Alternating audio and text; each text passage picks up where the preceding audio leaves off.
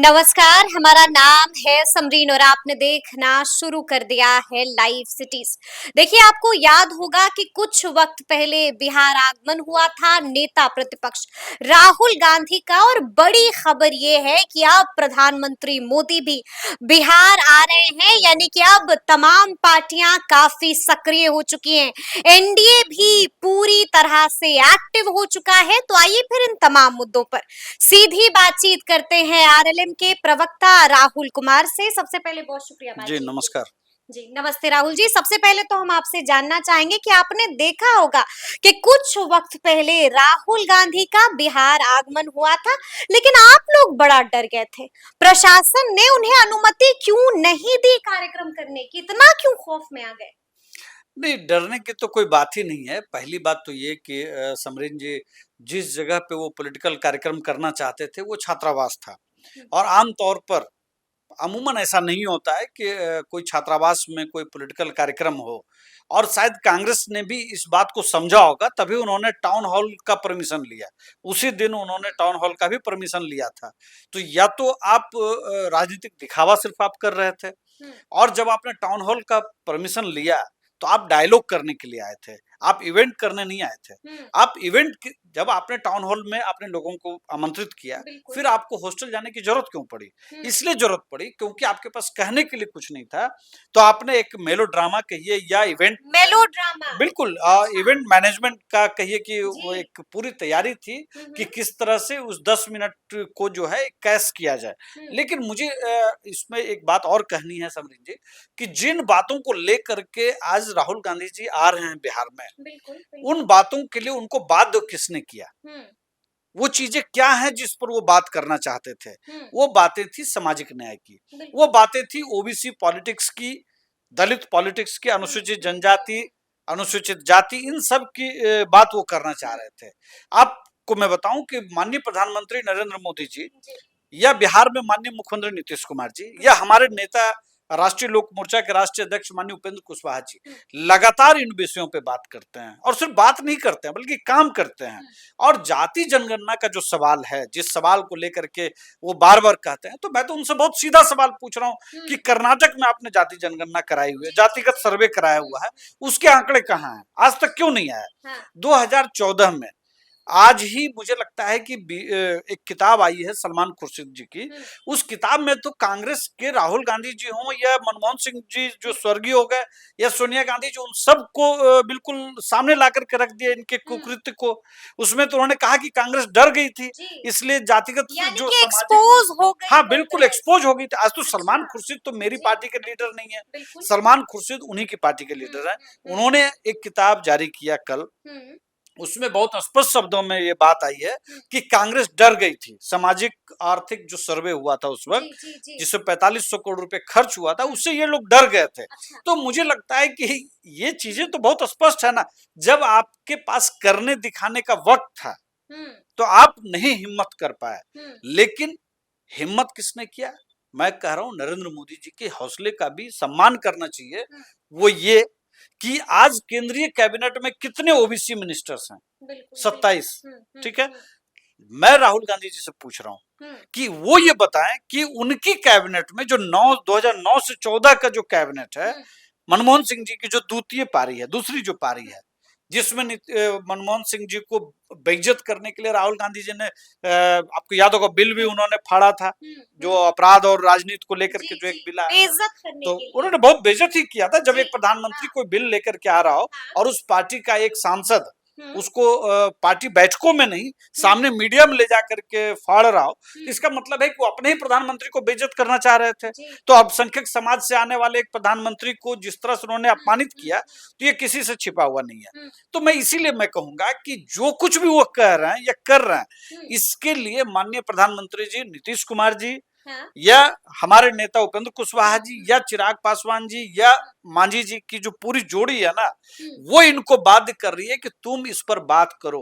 और मैं कह रहा हूं कि हमने तो इतना बेहतर संतुलन बनाया, कि मजबूर हो गए हैं राहुल गांधी, मजबूर हो गए। बिल्कुल। देखिए, हम तो गरीब सवर्णों की भी बात करते हैं। अगर हमारे नेता कॉलेजियम सिस्टम की भी बात कर चुके हैं, तो कई बार वो कह चुके हैं कि गरीब सवर्ण भी अगर सुप्रीम कोर्ट में जज बनना चाहे तो वो नहीं बन सकता है। तो क्या मैं सिर्फ ओबीसी की बात कर रहा हूँ? नहीं कर रहा हूं ना। मैं कह रहा हूं कि जो 300 या 200 परिवार है, सिर्फ उन्हीं के बच्चे बनते हैं या उन्हीं के रिश्तेदार बनते हैं कॉलेजियम सिस्टम में। हमारे नेता पहले व्यक्ति हैं, पॉलिटिकल पर्सन, जो पूरे देश के अंदर सामाजिक न्याय, जिसमें गरीब सवर्णों की भी बात है। सामाजिक न्याय का मतलब सिर्फ ओबीसी नहीं होता, हर उस व्यक्ति को जो वंचित तबका है, चाहे वो गरीब, उसकी आवाज बन जाए। गरीब लेकिन राहुल, हम आपसे ये भी जानना चाहेंगे, जिस तरह से आप भी देख रहे होंगे कि कांग्रेस पूरी तरह से एक्टिव है, पूरी तरह से सक्रिय है, क्या लगता है इस बार कांग्रेस को कितनी सीटें मिलेंगी? देखिए 70 मिल जाएगी ना? पहले तो तेजस्वी जी से आपको ये सवाल पूछना चाहिए था कि क्या राहुल गांधी जो जो इतने एक्टिव हुए हैं, वो एनडीए के लिए तो कोई खतरा नहीं है? क्या एनडीए के लिए कोई खतरा नहीं है? क्या वो सोच समझ कर अब बिल्कुल मैं सोच समझ के बोल रहा हूँ, क्या वो तेजस्वी के लिए खतरा बन तो नहीं रहे हैं? ये पहले सवाल है बड़ा। अच्छा, ये बड़ा सवाल। राहुल गांधी तेजस्वी के लिए खतरा बन अगर ये खतरा नहीं है, हाँ। तो मुझे बताइए, इतने महत्वपूर्ण दिन आए, इतना महत्वपूर्ण सब कुछ किया उन्होंने, कार्यक्रम भी उन्होंने जिस तरह से किया, उसके बाद आप महात्मा फुले पर आधारित फिल्म आप देख रहे हैं, उसके बाद ना आप लालू परिवार से मिलते हैं, ना लालू जी से जो खुद भी बीमार हैं, उनसे भी आप नहीं मिलते हैं, तेजस्वी जी से भी नहीं मिलते हैं। और तेजस्वी जी ने तो यहाँ तक कोशिश की थी कि जो दरभंगा में जो कुछ भी हुआ, उस पर उन्होंने एकदम राहुल गांधी जी के समर्थन में जाकर के लिखा, लेकिन राहुल गांधी ने कहा कि तेजस्वी जी अभी नहीं, पहले सीट तय कर लेंगे तब मिलेंगे आपसे। अच्छा, नहीं क्लियर तो मैसेज बिहार पहुंच करके राहुल गांधी ने। समरीन जी, राजनीति में ना जी किस व्यक्ति को हम बगल में बिठा रहे हैं, इससे तय होता है कि सेकंड पर्सन कौन होगा। तेजस्वी जी ने पिछले दिनों एक व्यक्ति को, जो वीआईपी पार्टी के हैं, मुकेश सहनी, उनको बगल में बिठाया, अगले कार्यक्रम में उनको तीसरी पंक्ति, मतलब तीसरी जगह पर उनको पहुंचा दिया। तो मैं इसीलिए एक बात कह रहा हूँ कि राहुल गांधी जी बिहार को लेकर के वो समझ रहे हैं कि हम सामाजिक न्याय की बात कर लेंगे या जो भी, तो मैं तो कह रहा हूँ कि वो स्पेस खाली ही नहीं है। क्यों नहीं खाली है? क्योंकि ऑलरेडी बिहार के अंदर बड़े पैमाने पे सामाजिक न्याय के लिए जो कुछ भी किया जा सकता है, चाहे वो वंचित महिलाएं हों, उनको हर जगह पे आरक्षण दे करके आगे लाया गया, अति पिछड़ा समाज हो, उसको हर जगह पे लाया गया। और जिस छात्रावास में गए थे राहुल गांधी जी, क्या वो कांग्रेस की देन थी?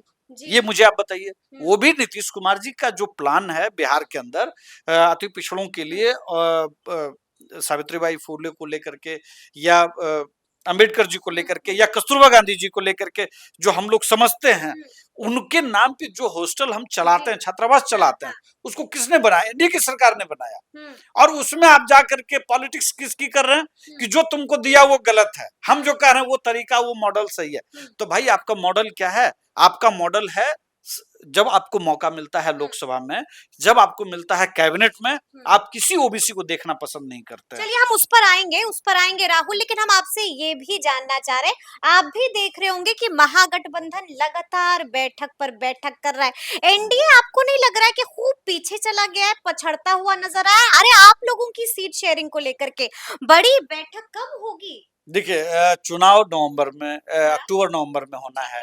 अभी महागठबंधन एक्टिव है, एनडीए एक्टिव सुन तो लीजिए, हमने जो चीजें कर ली वो अब महागठबंधन कर रहा है। हम जिलावार कार्यकर्ता सम्मेलन करके अब हम किन चीजों पे बात कर रहे हैं? हम बात ये कर रहे हैं कि हमको किन मुद्दों पे नीचे जाना चाहिए, और हमारे पास जो अगले 4 महीने हैं उसमें हम जनता के लिए जो कुछ भी कर सकते हैं वो हम करें। और जो पिछले दिनों किया है, जैसे आज भी जब हम आपसे बात कर रहे हैं, तो पटना के अंदर डेवलपमेंट के 2 बड़े प्रोजेक्ट्स का उद्घाटन आज माननीय मुख्यमंत्री जी ने किया। आने वाले दिनों में जब माननीय प्रधानमंत्री जी आएंगे, उस दिन भी कई बड़े प्रोजेक्ट्स का उद्घाटन होना है। आपको पता है पटना एयरपोर्ट का भी होना है, फिर शिलान्यास होना है दूसरे एयरपोर्ट का, उसके बाद कई प्रोजेक्ट्स का और भी होना है। मुझे लगता है कि बिहार के अंदर जो डबल इंजन की सरकार है, उसका जो एक आइडिया है, आइडिया ऑफ होता है ना कि आइडिया ऑफ इंडिया, या हम नेशन को कैसे देखते हैं, तो हम बिहार को कैसे देखते हैं, ये माननीय मुख्यमंत्री जी के नेतृत्व में हम सब लोग। और मैं एक बात आपसे और कहूंगा कि आज हमारे लिए भी खुशी की बात है, जब पिछले दिनों मैंने कहा कि जाति जनगणना के सवाल को बिहार ने, देश ने मान लिया, तो हमारे नेता ने उस प्रोजेक्ट को रखा था वाल्मीकि नगर में, हाँ। उसमें एक पॉइंट और हमने शिक्षा को लेकर के रखा था, और केंद्रीय विद्यालय बिहार में बने, इसके लिए हम लोगों ने कितनी लड़ाइयां लड़ी। आज हमें खुशी है कि बिहार सरकार ने बिहार में कई केंद्रीय विद्यालय खोलने का फैसला कर चुकी है, और औरंगाबाद या कई जगहों का तो नोटिफिकेशन भी जारी हो गया। तो मुझे लगता है कि बिहार का जो आइडिया ऑफ बिहार जो हम सोचते हैं, उसको लेकर के हम बहुत प्रोएक्टिव हैं।